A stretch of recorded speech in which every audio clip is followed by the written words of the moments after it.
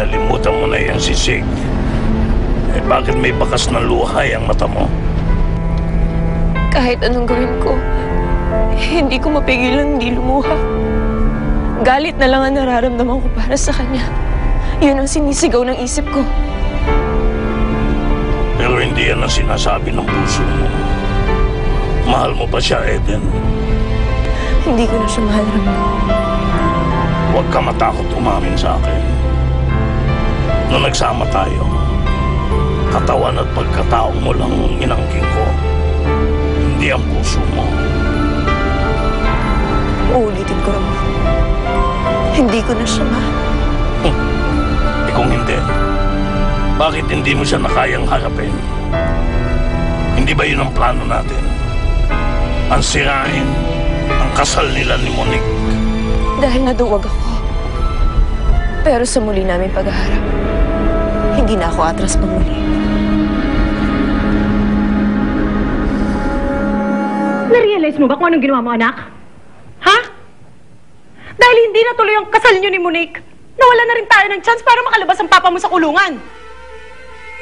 Hindi lang kayo ang may karapatan magalit, ma. Niloko niyo ako. Ba't hindi niyo sinabi sa akin buhay pa si Eden? Hindi magiging ganun reaction ko kung alam ko buhay pa siya. And yet, mas pinili niyo magsinungaling sa akin? Bakit, ma?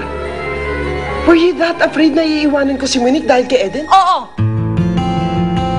Dahil kahit na ganyan kakagalit kay Eden, hindi mo pa rin makontrol yung puso mo. Nagawa mo na sa amin ng papa mo noon. Natalikuran mo na kami. And you can always do that again. That's where you're wrong, ma. I've learned nagkamali ako piliin si Eden kaysa sa inyo ni Papa. Matagal ko nang tinanggap yun. Bakit kayo hindi? Where are you going? Tatapusin ko na ang problema ng pamilya natin. Haharapin ko si Eden.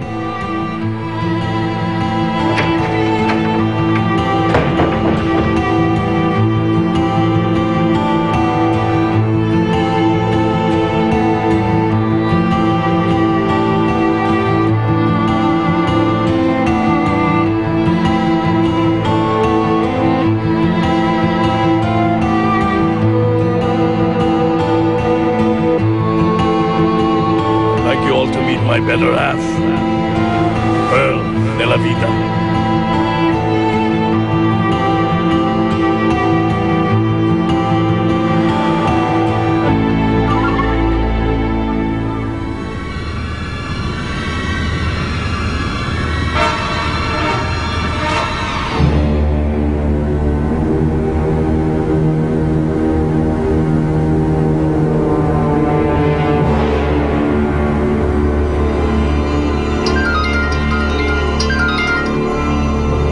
Hello, Isabella?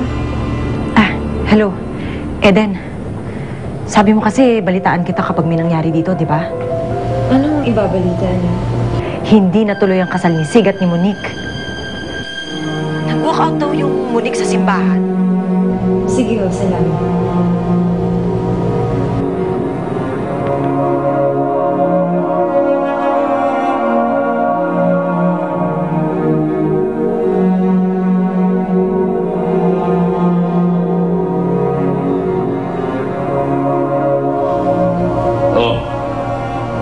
Anong natanggap mong balita at nakangiti ka? Tumawag si Perla. Sinabi niya sa akin na hindi raw natuloy ang kasal ni Monique at Sig. Kahit pa paano natuloy pa rin ang plano natin. Good. Sinabi rin ba ni Perla na nandiyan si Sid? Nandito si Sig. Lumabas na siya, Eden! Eden! Ilabas siya mo niyo! Nandun siya sa baba. Nagsisisigaw. Gusto niyang harapin mo siya. Ikaw ba ang haharap sa kanya o ang baril ko?